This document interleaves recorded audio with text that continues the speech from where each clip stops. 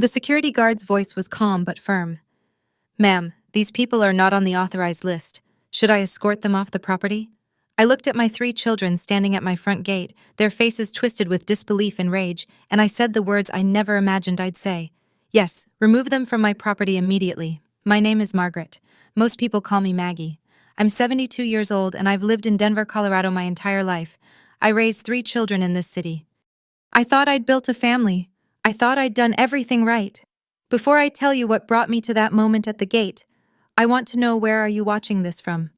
Drop your location in the comments. I'd love to know where my story is reaching. Now, let me take you back to where this all began. I married young, 23, to a man named Richard who worked in construction. We weren't wealthy, but we were comfortable. Richard was a good provider, and I stayed home with the children like most women did back then. We had Jennifer first, then Michael 2 years later, and finally Lisa, our surprise baby, who came along when I was 38. Richard and I, we built a good life. We saved every penny we could. We bought a modest 3-bedroom house in a neighborhood that was just starting to develop. Back then, it was the edge of the city, trees everywhere, dirt roads, kids playing in the streets until the streetlights came on. I threw myself into being a mother. I was the room mom at school every year. I remember staying up until midnight sewing Jennifer's Dorothy costume for the Wizard of Oz, complete with ruby slippers I painted myself. I made Michael's Darth Vader costume from cardboard boxes and duct tape. He wore it so much that year, I had to make repairs weekly. I drove the carpool for soccer, dance, baseball, you name it. My van became a second home. I knew every child's favorite snack, every allergy, every inside joke. I packed lunches with little notes tucked inside, jokes for Michael, encouragement for Jennifer before tests, silly drawings for Lisa. I sat through every recital, every game, every parent-teacher conference.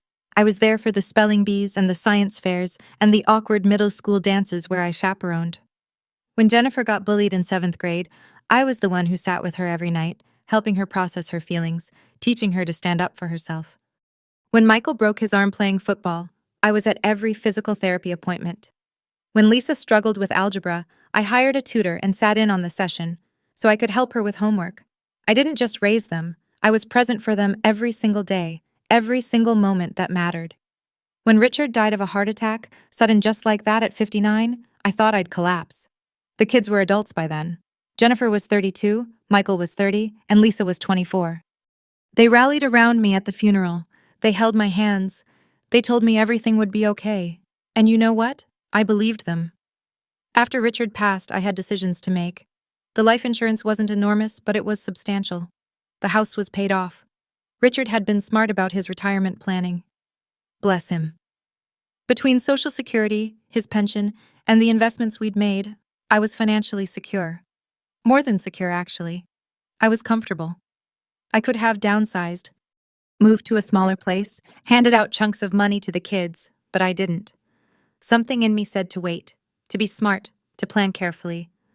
The neighborhood had changed dramatically over the years. That modest house we bought for $42,000 in 1976, the area had developed into one of Denver's most desirable neighborhoods. The value had skyrocketed. Real estate agents left notes on my door monthly, begging to list the property. I had the house renovated instead. Put in a new kitchen with granite countertops and stainless appliances, redid the bathrooms, finished the basement, updated the electrical and plumbing. It became my sanctuary, my pride and joy. The kids loved coming over after the renovations. "Mom, this place looks like a magazine," Jennifer would say. For a few years after Richard died, things were beautiful. The kids visited regularly. Every Sunday dinner was at my house. Holidays were loud and full of grandchildren's laughter. Jennifer brought her 2 girls, Sophie and Emma. Michael had a son, Tyler. Lisa was working on her career, not married yet, but she'd come over midweek sometimes just to have coffee with me. I was the matriarch, the center of the family. I thought it would always be that way. The change was so gradual, I almost didn't notice it at first. Jennifer got a promotion at her marketing firm. Suddenly, Sunday dinners became every other Sunday, then once a month. "Mom, I'm sorry. The girls have so many activities now, it's just crazy." I understood. Kids these days are busy. Michael and his wife bought a bigger house on the other side of town, 45 minutes away instead of 15. "The commute is tough, Mom. We'll see you soon, though." Soon stretched longer and longer. Lisa met someone, a man named Brandon who worked in tech. Within 6 months, they were engaged. Within a year, married. She moved to his place in Boulder. It's not that far, Mom. Just a quick drive. But that quick drive happened less and less frequently. I told myself it was normal.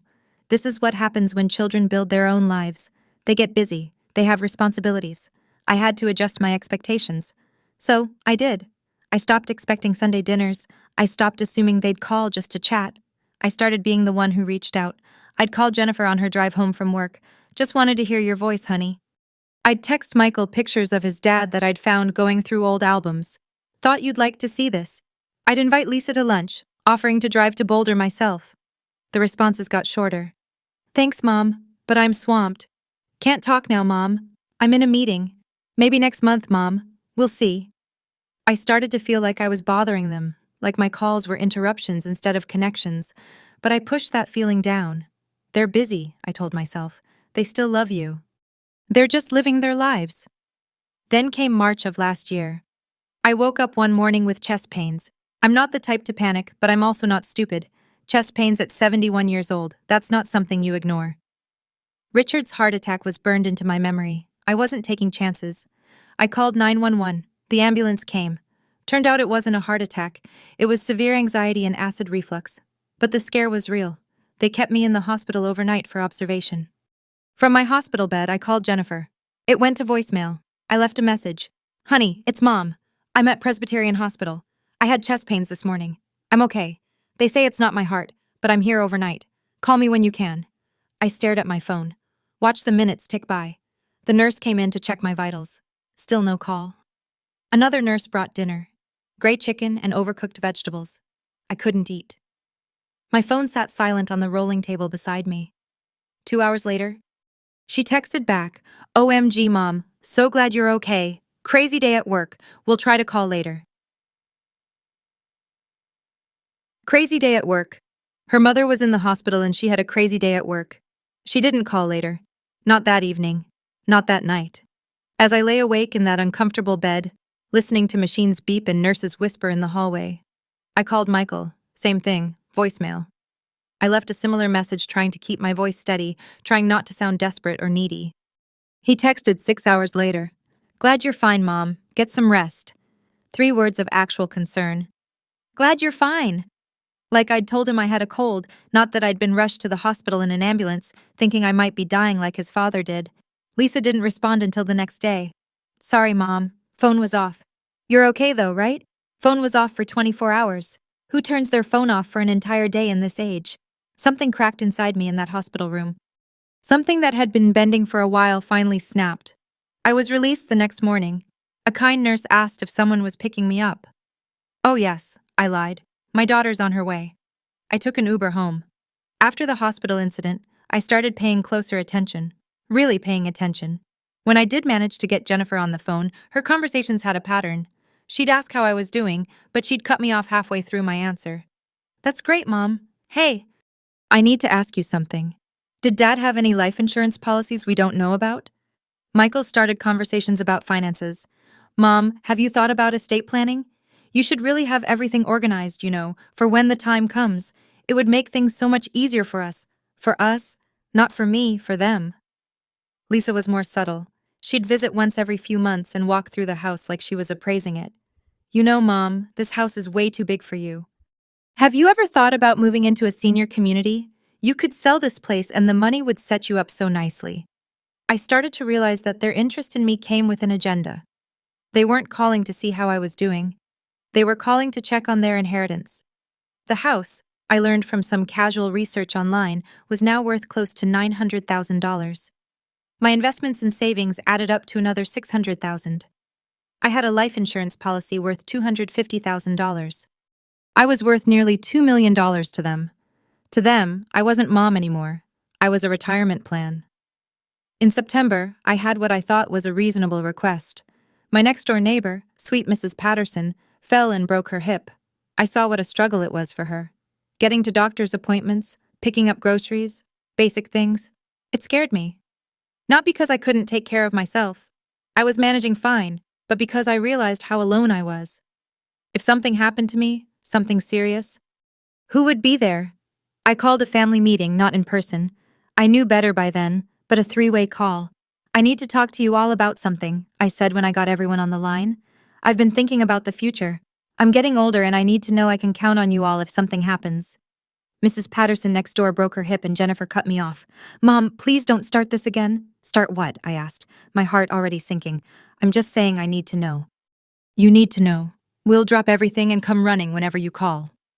Michael's voice had an edge to it I'd never heard before. Sharp, impatient. Mom, we've talked about this. We have our own lives. I'm not asking you to drop everything, I said, my voice shaking. I'm asking if I can count on you if something serious happens, like when I was in the hospital and none of you. Here we go with the hospital thing again, Jennifer interrupted. Mom, you were fine. The doctor said you were fine. You keep bringing this up like we abandoned you or something. You didn't even call me back. The words burst out of me. I was scared. I thought I was having a heart attack like your father. I was alone in that hospital room all night and not one of you picked up the phone. We texted you. Lisa's voice was defensive. We knew you were okay. Texting isn't the same as Mom. Listen. Lisa's voice was the one that hurt most because it was so cold, so detached, like she was speaking to a difficult client. Not her mother. We love you, but we can't be at your beck and call. We have jobs, we have families, we have responsibilities. I'm your family, I whispered. I'm your mother. I took care of you your whole lives. I was there for everything, every scraped knee, every broken heart, every middle-of-the-night crisis. And now I'm asking for just a little bit of that back, and you're acting like I'm asking for the world. Silence. Heavy, uncomfortable silence. Mom, you need to be more independent, Jennifer said finally. Maybe it's time to look into assisted living, or, I don't need assisted living. My voice was louder than I intended. I can take care of myself. I just need to know that my children, my own children, would be there if I really needed them. You don't really need us, though, Michael said. You just want attention. There's a difference. The words hit me like a physical blow. Want attention? Like I was a toddler acting out. Is that what you think? I asked. My voice barely above a whisper. That I'm just looking for attention. Mom, you're fine. Lisa said you're healthy. You have money. You have a beautiful home. You don't need us hovering over you. I'm not asking you to hover. I'm asking you to care. There was silence. Then Michael spoke, and his words are branded into my memory. Mom, stop calling us every time you feel lonely or scared. We have our own lives. We can't keep doing this. You're fine. You're healthy. You have money. Figure it out yourself. I sat there, phone pressed to my ear, tears streaming down my face. So that's it? I asked. That's what 50 years of motherhood gets me. Figure it out yourself. Mom, you're being dramatic, Lisa said. We're not saying we don't love you. We're saying you need to stop being so needy. Needy? They called me needy. I hung up. I sat in my kitchen, the kitchen I'd renovated, the kitchen where I'd made thousands of meals for these people. And I cried harder than I'd cried since Richard died. But somewhere underneath the tears, something else was growing, something cold and clear and sharp. I didn't sleep that night. I lay in bed staring at the ceiling, replaying every conversation, every dismissal, every casual cruelty. And I made a decision. If they wanted me to figure it out myself, that's exactly what I'd do. But I'd do it on my terms. The next morning, I called my lawyer. His name is Thomas Brennan. And he'd handled Richard's estate. Good man, fair, no nonsense. Tom, I need to make some changes, I said when I got him on the phone. Significant changes. We met at his office that afternoon. I came prepared with documentation. My will, my investment accounts, my property deed, everything. Talk to me, Maggie, Tom said, pouring me coffee. What's going on? I told him everything. The hospital, the phone calls, the clear interest in my assets versus no interest in me as a person. I didn't cry. I was done crying. Tom listened, nodding occasionally, his expression neutral. When I finished, he leaned back in his chair. Okay, let's talk about your options. Over the next 3 weeks, Tom and I reconstructed my entire estate plan. We met 4 times, long meetings where he'd pour coffee, and we'd go through every single asset, every single document, every possible scenario. First, the will. I removed all 3 children as primary beneficiaries. Tom warned me they could contest it. They'll claim undue influence, diminished capacity, all the usual arguments, he said. Let them try, I replied. I'm of sound mind. I have documentation of their behavior. I have witnesses. You do? He agreed. Mrs. Patterson would testify to the gate incident. The hospital has records of your stay and the lack of family contact. The security system has timestamps and recordings. He smiled slightly. You've been meticulous. I learned from the best, I said. Richard had always been organized about paperwork. We divided my estate as follows: 40% to the American Cancer Society in Richard's memory. He'd have liked that. 30% to the Denver Women's Shelter because I'd learned what it meant to need protection from your own family. 20% split among my grandchildren to be held in trust until they turned 30. 10% to Mrs. Patterson, my neighbor, who'd shown me more kindness in 6 months than my children had in 6 years. The grandchildren's money came with conditions. They'd receive it only if they maintained a relationship with me, defined as at least one in-person visit per month, or if circumstances prevented that, a weekly phone call of at least 15 minutes. Tom assured me it was enforceable. Incentive trusts are perfectly legal. Courts uphold them all the time. What if the children try to use the grandchildren to get to me? I asked. That's why we're setting the age at 30, Tom explained. By then, they'll be adults capable of making their own decisions, free from parental pressure. Second, the house. I transferred ownership into an irrevocable trust with me as the sole trustee and beneficiary during my lifetime. Upon my death, the house would be sold with proceeds going directly to the designated charities. My children would get nothing from it. The trust was structured so it couldn't be challenged or altered. This is the nuclear option, Tom warned me. Once this trust is established, you can't undo it. Even if you reconcile with them, the house is locked in. I understand. I said do it. Third, the Yama financial accounts. I moved everything into payable on death accounts that would transfer directly to the charities, bypassing my estate entirely. No probate, no opportunity for challenge. This is brilliant, Tom said. POD accounts supersede wills. The money goes where you designate, period. Fourth, and this is where I got creative. I hired a property management company that specialized in estate security. I had a state-of-the-art security system installed. Cameras at every angle, keypad entry at the gate I had custom-built, motion sensors throughout the property, the works. The system was monitored 247. I hired James, a retired police officer Tom recommended, who did twice weekly checks on the property and was on call for any incidents. I also changed every lock, every passcode, every entry point. The keys my children had useless. The garage door code they knew changed. The alarm code they might remember reset. Finally, I drafted a letter. Tom advised against it. Maggie, anything you put in writing can be used against you if they contest the will. I don't care. I said they need to understand why. The letter was 3 pages long. It laid out exactly why I was making these changes. It was clear, factual, and devastating. I listed dates, the hospital stay, the phone call, their requests for financial information, their sudden interest in my transition to assisted living. I quoted their own words back to them. I didn't send it, not yet, but I had it ready, notarized, and everything. Maggie, Tom said when we finished, looking at me over his reading glasses. Are you absolutely sure about this? There's no going back once we file these documents. This will change your family forever. I looked him straight in the eye. My family changed the moment they told me to stop calling. I'm just making it official. He nodded slowly. Then let's make it official. We filed everything. The trust, the pod accounts, the will, all of it ironclad, all of it legal, all of it permanent. For 3 months, life was quiet. I didn't tell the kids anything. They didn't call, so there was nothing to tell them anyway. I started living differently, really living, not just existing in the spaces between their occasional acknowledgments. I joined a book club at the library.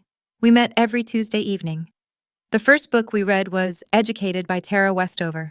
I sat in that circle of 8 women discussing family trauma and the courage it takes to choose yourself over toxic family bonds. And I realized I wasn't alone. 3 of the women had similar stories. Children who drifted away, who only called when they needed something, who treated aging parents like obligations rather than people. I took a watercolor painting class at the community center, Thursdays from 2 to 4. I'd never painted before. My first attempts were terrible, muddy colors and shaky lines, but by week 6, I'd painted a landscape of the Rocky Mountains that the instructor said showed real promise. I hung it in my living room right where a family photo used to be. I volunteered at the food bank twice a week, Mondays and Fridays, 8 to noon. I sorted donations, packed boxes, helped families shop for groceries. I met people who had so little but were so grateful. It put things in perspective. I had a beautiful home, financial security, and my health. What did I really have to complain about? I made friends, real friends. Sarah from book club, who was a retired teacher with a wicked sense of humor. Linda from painting class, who'd lost her husband the same year I lost Richard. Tom and Marie from the food bank. A couple in their 80s who still held hands while sorting canned goods. These people wanted to spend time with me because they enjoyed my company. Not because they were waiting for me to die, not because they wanted something from me, just because they liked me. Mrs. Patterson and I became close. We had coffee every morning on my back patio when the weather was nice. She was the one who noticed the change in me. "You seem lighter, Maggie," she said one October morning. Her arthritic hands wrapped around her coffee mug. "More yourself, or maybe more yourself than you've been in years." "I feel lighter," I told her, like I put down something heavy I'd been carrying for years and didn't even realize the weight of it until it was gone. "Your children?" she asked gently. "My expectations," I corrected. "My hope that they'd become the people I raised them to be." Once I let that go, everything got easier. The security system became something I appreciated more than I expected. The cameras gave me peace of mind. I could see who was at my door before answering. The gate gave me control over who entered my space. My home felt like mine again, not like a property my children were waiting to inherit. I thought maybe that would be it. Maybe they'd just drift away completely and we'd become strangers, and that would be the end of it. I was wrong. The call came 2 weeks before Christmas. "Jennifer, hey." "Mom, so we're all planning to come to your place for Christmas, like old times. Isn't that great?" My stomach dropped. "All of you?" "Yes, me and Mark and the girls, Michael and Tina and Tyler and Lisa and Brandon. We thought it would be nice to have a big family Christmas at your house. We'll all stay over, make a long weekend of it." They hadn't visited in over a year. Now they wanted to stay for a long weekend. "Why now?" I asked. "What do you mean, why now?" "It's Christmas. Family time." Her voice had that forced cheer that set my teeth on edge. "Jennifer, you told me to stop calling. You said I was being needy. You said you had your own lives." Brief pause. "Mom, that was months ago. Don't be like that. We want to spend Christmas with you. No apology, no acknowledgement, just an expectation that I'd forget everything and welcome them back." "What's really going on?" I asked. Another pause, longer this time. Then her voice changed, got sharper. "Fine. You want to know? We've been talking, the three of us. We're worried about you. You're getting older and this house is too much for you to handle. We think it's time to discuss your future. We want to help you transition to a more manageable living situation." There it was. The real reason. Transition to a more manageable living situation. I repeated. "You mean you want me to sell the house?" "Mom, it's not about the house." "Yes, it is. It's completely about the house and my money and what you think you're entitled to. We're your children. We have a right to be concerned about what? My assets. Because you certainly haven't been concerned about me. That's not fair." "Mom, you're right," I said. And my voice was cold. So cold. What's not fair is raising 3 children who see their mother as a bank account instead of a person. "You're being ridiculous," Jennifer said, her voice rising. "We're coming for Christmas whether you like it or not. We'll be there on the 23rd. "No," I said. "You won't." I hung up. My hand was shaking, but not with fear, with clarity. I should have known they wouldn't listen.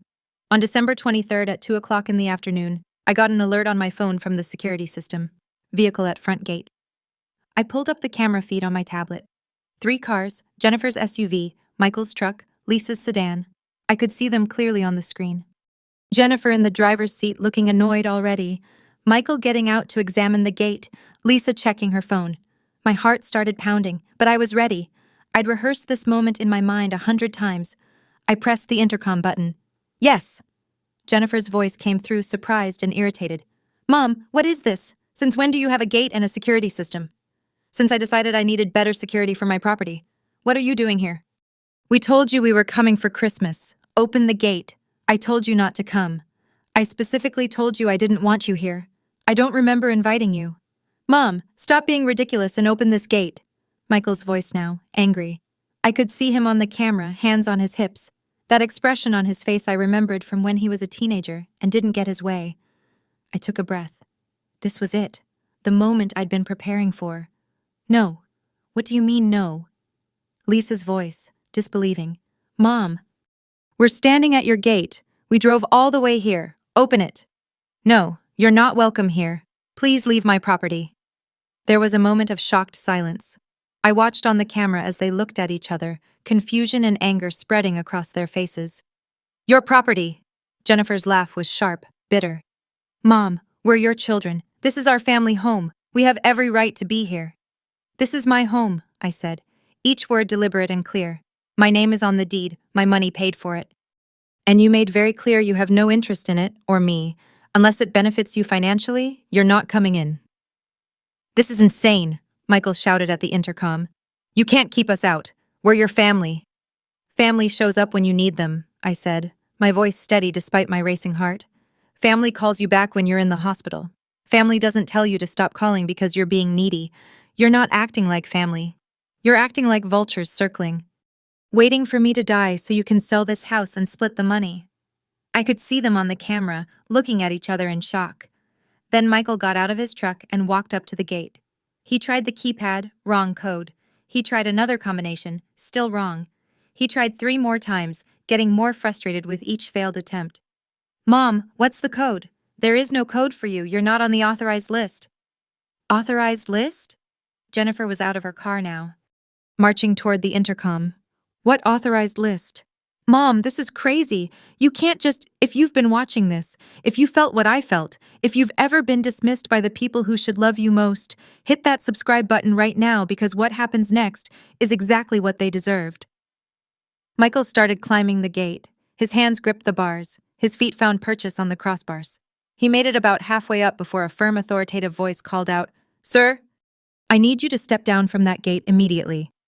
My security consultant, James, a retired police officer I'd hired specifically for this possibility, had arrived for his scheduled check. He was in his uniform, professional and intimidating. Who the hell are you? Michael demanded, still clinging to the gate. I'm private security for this property. You're trespassing. I need you to leave now or I'll be forced to call the police. Trespassing? Michael climbed down, his face red with anger and exertion. This is my mother's house. We're her children. We have a right to be here. James looked at his clipboard, calm and professional.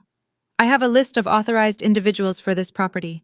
Your names aren't on it. The property owner has clearly asked you to leave. You need to comply with that request.